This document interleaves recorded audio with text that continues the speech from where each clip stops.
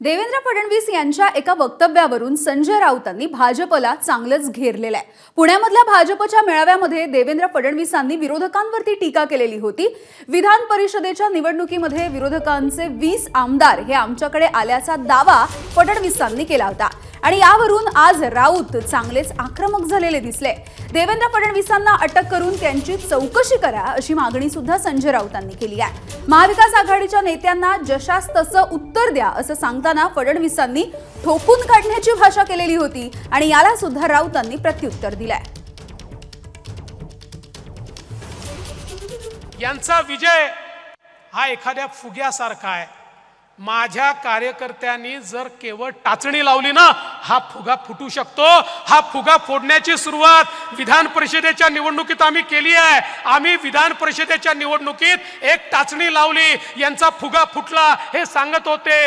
आता महायुतीची मतं फुटणार, महायुतीचे आमदार आमच्याकडे येणार, इतके आमदार आमच्या संपर्कात आहेत, इतके आमदार आमच्याकडे येणार।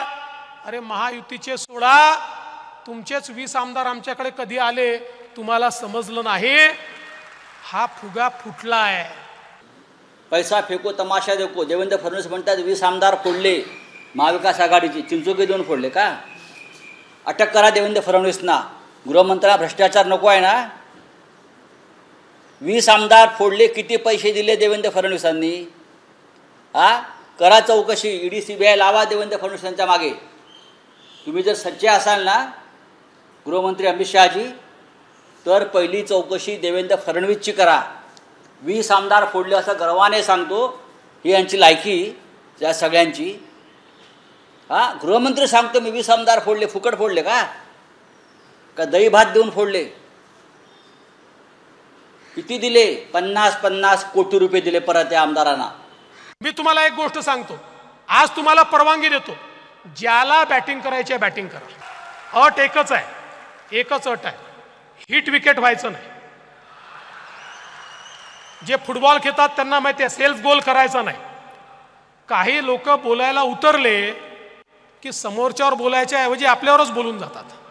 म्हणजे असं काही बोलतात की 4 दिवस त्याचीच उत्तरं द्यावी लागतात। तेवढं सोडून करा, बाकी आदेश विचारू नका। मैदानात उतरा, ठोकून काढा। महाविकास आघाडीच्या लोकांना ठोकून काढा। ठोकून काढा, ही कुठली भाषा आहे? आणि आपण म्हणताय महाविकास म्हणजे इतका पराभव तुमचा आरपार गेलाय। देवेंद्र फडणवीसांचा विधानसभेत पराभव झाल्याशिवाय राहणार नाही त्यांच्या नागपुरात। महाराष्ट्र ही भाषा सहन करणार नाही। अमित शहांची पुण्यातली भाषा आणि देवेंद्र फडणवीस आणि गृहमंत्री म्हणून केलेली भाषा।